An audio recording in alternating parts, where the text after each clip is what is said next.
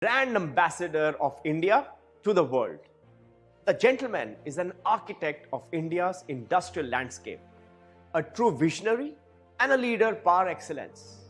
He would be joining with us today to share his thoughts about a brighter tomorrow for India and help us understand the industry as well as the country perspective.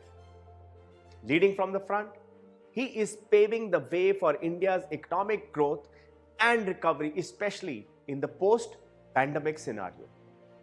Our economy could not be in better and more capable hands to steer us into the new normal.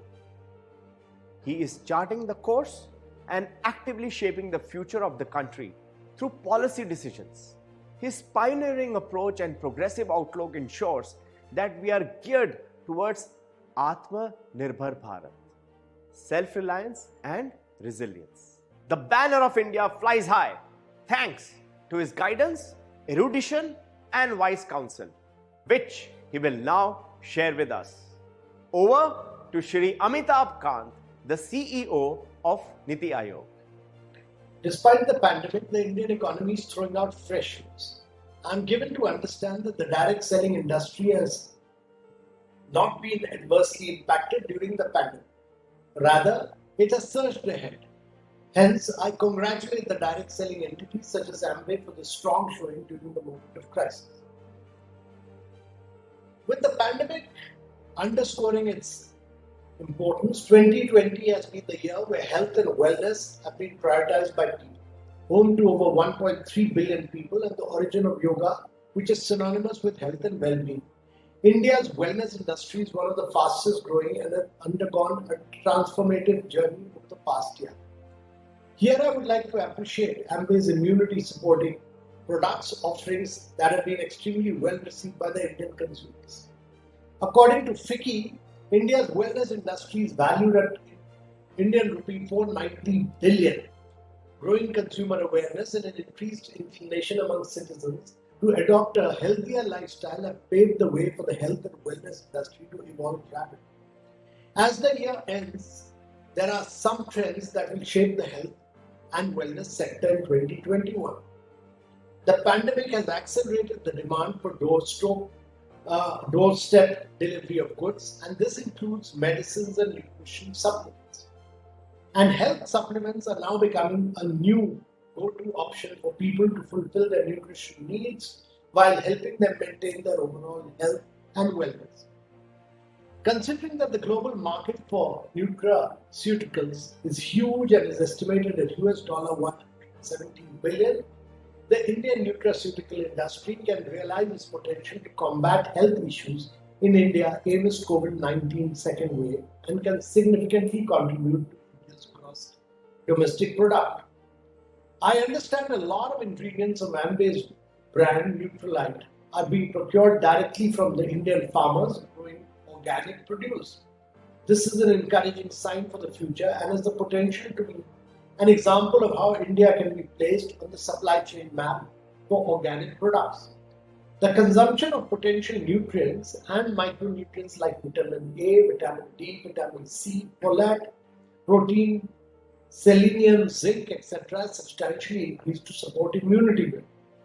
The nutraceutical industry has gained focus as the pharmaceutical industry is among the top 10 industries in India. Besides this, nutraceuticals, functional foods or dietary supplements are becoming increasingly more important to the pharmaceutical sector, both in terms of opportunity and competition. The recent shift in consumerism has resulted in nutraceuticals occupying 67% of the market, which includes both functional food and functional beverage. The Indian nutraceutical industry has been growing at 25% annually during the pandemic period, of which Amway is one of the leading players.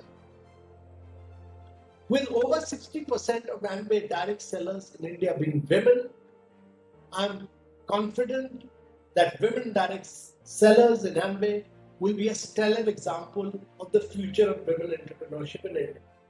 The top 6 traits of any successful women are positivity, confidence, self-growth, thankfulness, beliefs, and vision. Globally, India ranks third among countries reporting gender gaps in business. Only 33% of the early stage entrepreneurs in India are women, as per financial inclusion for women-owned micro, small and medium enterprises in India. India also ranks 70th among 77 countries covered in the Female Entrepreneurship Index as per the IWWAG report. Women business owners could potentially create 150 to 170 million jobs in India by 2050. Ladies and gentlemen,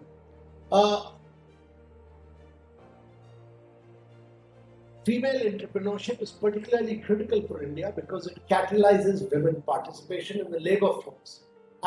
At a time when India's female labor force participation has fallen to 17.5% in 2017-18. Only 7% of working age women in India have paid jobs currently, as per a recent report.